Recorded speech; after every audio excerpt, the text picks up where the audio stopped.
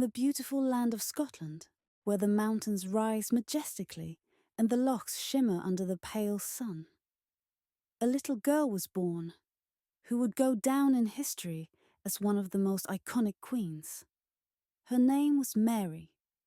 On December 8, 1542, in the grand Linlithgow Palace, Mary came into the world. Just 6 days later, the tiny infant became Queen of Scotland after the sudden death of her father, King James V. Mary's life was destined to be a tale of courage, love, and the complex challenges of wearing a crown.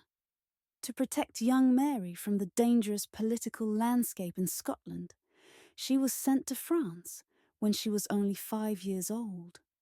France soon became her second home.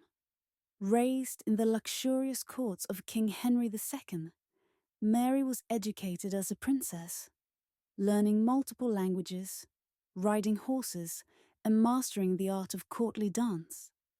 She formed close bonds with the French royal family, especially the young Dauphin, Francis, with whom she shared a childhood filled with joy and learning. At 18, Mary returned to Scotland as a widow. She had been married to Francis, who briefly became King of France, but his life was cut short by illness. Now, back in her homeland, Mary was ready to take on her role as Queen of Scotland.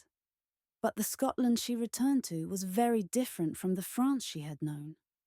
The land was rugged, the weather harsh, and the political landscape fraught with tension.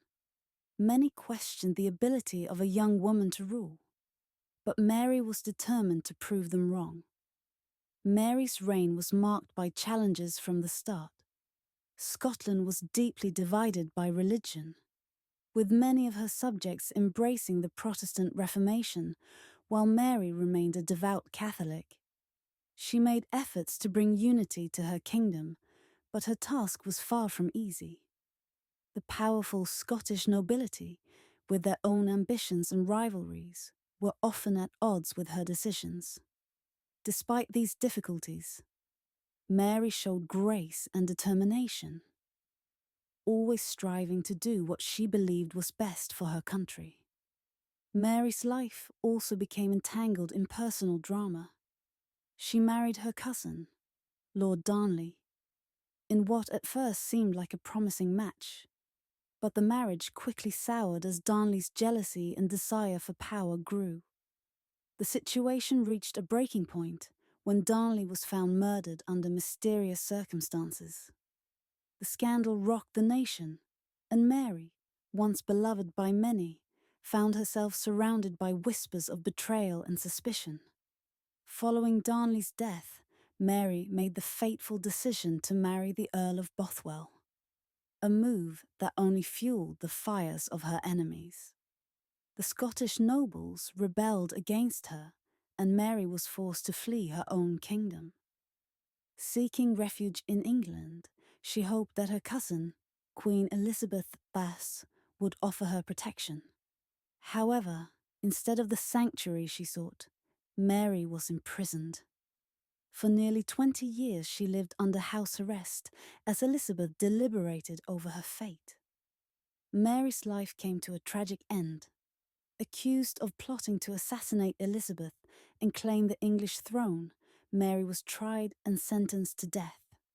On February 8, 1587, she faced execution at Fotheringhay Castle.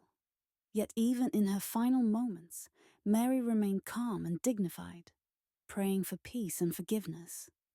Though her life was filled with trials, Mary, Queen of Scots, left behind a legacy of strength, beauty, and resilience. Mary's life, though marked by sorrow and struggle, has become a story that endures through the ages. She is remembered as a queen who faced incredible challenges with unwavering grace and courage. Today, people from around the world come to Scotland to learn about the life of Mary, Queen of Scots, a life that continues to inspire with its tale of strength in the face of adversity.